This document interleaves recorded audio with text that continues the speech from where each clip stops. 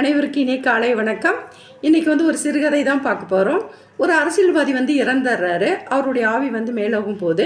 மேலோகம் போயிட்டு வாட்டி இந்த சித்திரகுப்தன் அந்த ஆவிகிட்ட என்ன சொல்கிறாரு, நீ 7 கொலைகள் செஞ்சுருக்க, அதற்கான தண்டனை நரகத்தில் கொதிக்கும் எண்ணெயில் நீ 10 நாட்கள் கிடப்பாய் அப்படின்னு சொல்லிடுறாரு. அதன் பிறகு நீ 10 நாட்கள் கழித்து கழுதை பிறவி எடுத்து பூலோகத்தில் தினமும் அடி வாங்கிட்டு சாவாய் அப்படிங்கிற மாதிரி சொல்லிடுறாரு.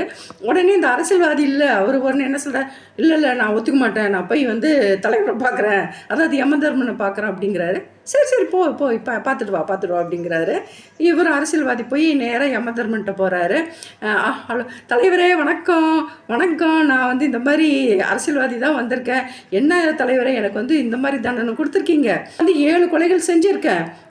ஏன் நான் ஃபஸ்ட்டு கொலை செய்யும்போது என்னைய மேலவும் கூட்டிகிட்டு எனக்கு தண்டனை கொடுத்துருக்கலாம்ல, ஏன் இவ்வளோ நாள் விட்டு வச்சிங்க அப்படிங்கிற மாதிரி கேட்குறாரு. உடனே யமதர்மன் சிரிச்சுட்டு, ஓ நீ என்ன கேட்குற எனக்கு புரியுது, ஏன் ஃபஸ்ட்டு கொலை செய்யும்போதே என்னைய கூட்டிகிட்டு தண்டனை கொடுக்காத இவ்வளோ நாள் விட்டு வச்சுருக்கீங்க தானே கேட்குற, சரி வா அப்படின்ட்டு நீ இதற்கு காரணம் நீ இல்லை, உன்னுடைய மனைவி தான் காரணம். உங்கள் மனைவி ஒரு சிவபக்தை, அவங்க தான் நேர்மையானவங்க. அவங்க டெய்லி பிரார்த்தனை சாமி கும்பிடும்போது என்னன்னு வேண்டிக்கிறாங்கன்னா என்னுடைய கணவர் நீண்ட ஆயுளாக இருக்கணும், நான் எப்பொழுதுமே தீர்க்க சுமங்கலியாக தான் சாகணும் அப்படிங்கிற மாதிரி அவங்க டெய்லி பிரார்த்தனை பண்ணுறாங்க.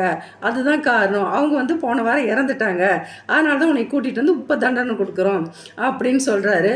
இந்த மாதிரி காரணங்களால் தான் உலகத்தில் நிறைய பேர் தப்பிச்சு உயர் பழிச்சிட்டு இருக்கிறாங்க. இதுதான் இதோட கதை. இந்த கதை உங்களுக்கு பிடிச்சிருந்தா சப்ஸ்கிரைப் பண்ணுங்கள், லைக் பண்ணுங்கள், ஷேர் பண்ணுங்கள். இன்னும் ஒரு அருமையான கதை காலத்துடன் நான் உங்களை சந்திக்கிறேன். நன்றி, வணக்கம், வாழ்க வளமுடன்.